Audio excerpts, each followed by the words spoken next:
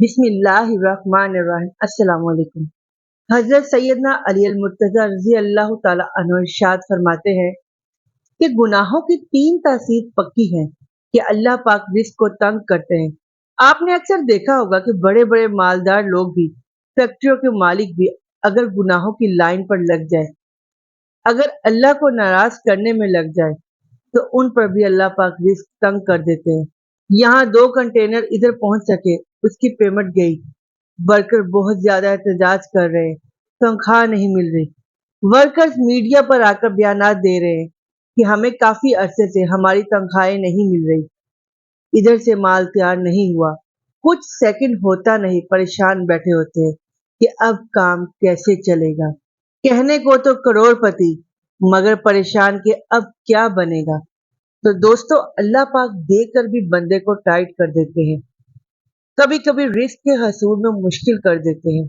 एक शख्स ईशा की नमाज के बाद जब सैयदना अली अल मुर्तजा रजी अल्लाह ताला अन्हु नमाज अदा करके अपनी तस्बीह कर रहे थे, तो आपके पास आया और कहने लगा कि ए अली रजी अल्लाह ताला अन्हु, मैं बहुत मालदार था, फिर अचानक घर से जाने लग पड़ा।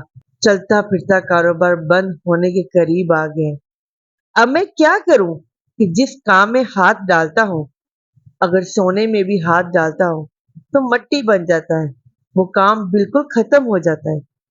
ये शख्स अपने सारे शिकवे सुना रहा था, तो सैयदना अली रजी अल्लाह तआला अन्हु उसकी कमजोरी समझ गए और फरमाया कि ए शख्स, तू अपने गुनाहों को तुर्क कर दे। तो गुनाहों को तुर्क करना शुरू कर देगा तो तेरे घर में रिस्क आना शुरू हो जाएगा, तेरे अटके हुए काम होना शुरू हो जाएंगे।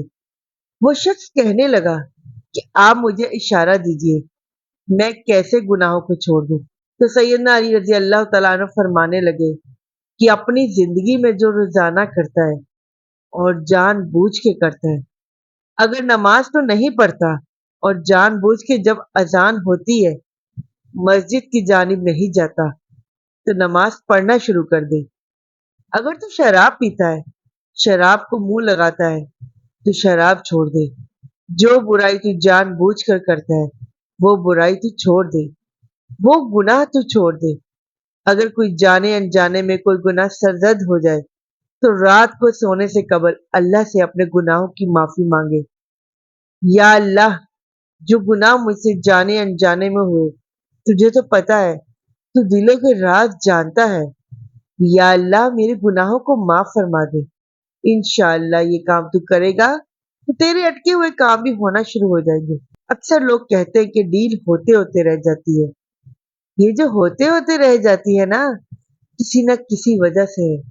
मगर जब आमलीन के पास जाओ, तो वो तो ये कह देते हैं कि किसी ने कुछ कर दिया है।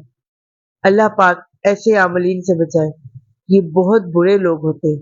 ये लोग सिर्फ अपना फायदा सोचते हैं। ये लोग अल्लाह से दूर कर देते हैं, जब कुरान से दूर कर देते हैं, नमाज से दूर कर देते हैं। अगर ये आपको सीधे सीधे तरीके बताएंगे कि आप नमाज के करीब जाएं, अल्लाह के करीब जाएं, तो फिर तो इनके कारोबार बंद हो जाएंगे ना। इन बेचारों को तो पता ही होता है कि हमें इस लाइन पर लगा देंगे। इनके जहन में स्टोरी तो पहले से बनी हुई होगी, मेरी फुप्पो ने कुछ कर दिया, मेरी ननद ने कुछ कर दिया, चचा ने कुछ कर दिया। उल्टा ईमान खराब हो जाता है, कता रहमी के मर्तकब हो जाते हैं लोग।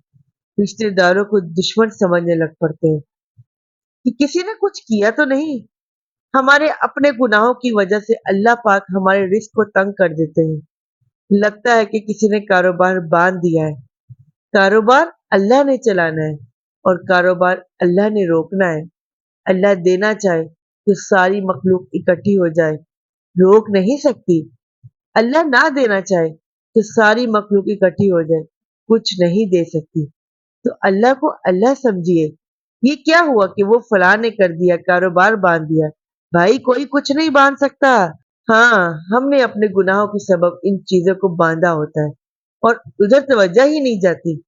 हम सच्ची तौबा करके देखें कि रास्ते खुलते हैं कि नहीं खुलते।